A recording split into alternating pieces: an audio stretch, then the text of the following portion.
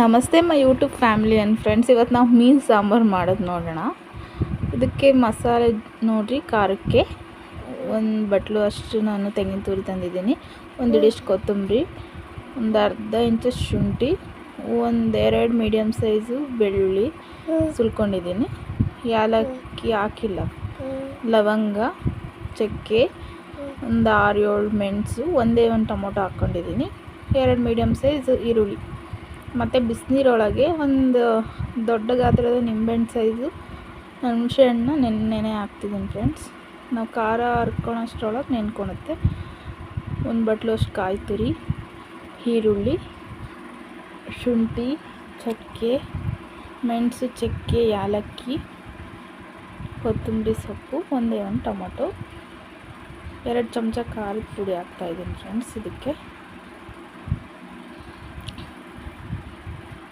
1 spoon ಅರಿಶಿನ, 1/4 ಚಮಚ ಧನಿಯಾ ಪುಡಿ.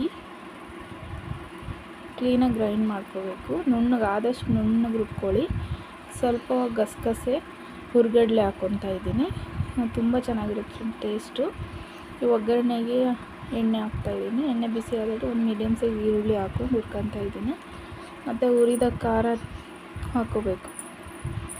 ಕ್ಲೀನಾಗಿ ಮಿಕ್ಸ್ ಮಾಡ್ಕೊತಾ ಇದ್ದೀನಿ. ಮೀನು ಸಾರು ನೀರು ಥರ ಇದ್ರೇ ತುಂಬ ಚೆನ್ನಾಗಿರುತ್ತೆ.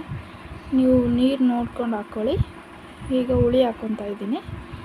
ಚೆನ್ನಾಗಿ ಹುಣಸೆ ಹಣ್ಣು ಕಿವುಚ್ಕೊಂಡು ಹುಳಿ ರಸ ಹಾಕ್ಕೊತಾ ಇದ್ದೀನಿ ಫ್ರೆಂಡ್ಸ್. ರುಚಿಗೆ ತಕ್ಕಷ್ಟು ಉಪ್ಪು ಹಾಕ್ಕೊಳ್ರಿ. ಕ್ಲೀನಾಗಿ ಮಿಕ್ಸ್ ಮಾಡಿಕೊಂಡು ನೋಡಿ 10 ನಿಮಿಷ ಚೆನ್ನಾಗಿ ಹೈ ಫ್ಲೇಮ್ ಇಟ್ಕೊಂಡು ಮಳಿಸ್ತಿದ್ದೀನಿ ಖಾರನ.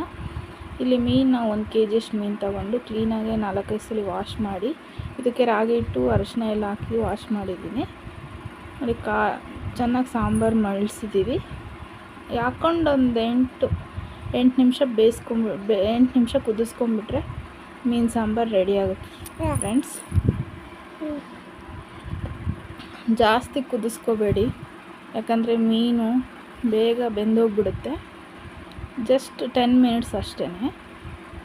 ನೋಡಿ ಎಷ್ಟು ಚೆನ್ನಾಗಿ ಬೆಂದ್ಕೊಂಡಿದೆ. ಅಂದರೆ ಇದು ಸಾಂಬಾರು ಬೆಳಗ್ಗೆ ಮಾಡಿ ಮಧ್ಯಾಹ್ನ ಊಟಕ್ಕೆ ಊಟ ಮಾಡಬೇಕು. ತುಂಬ ಚೆನ್ನಾಗಿರುತ್ತೆ. ನಾನು ಸರ್ವ್ ಮಾಡ್ತಾಯಿದ್ದೀನಿ ನೋಡಿ ಮುದ್ದೆ ಜೊತೆಗೆ. ಸೂಪರಾಗಿದೆ ಫ್ರೆಂಡ್ಸ್.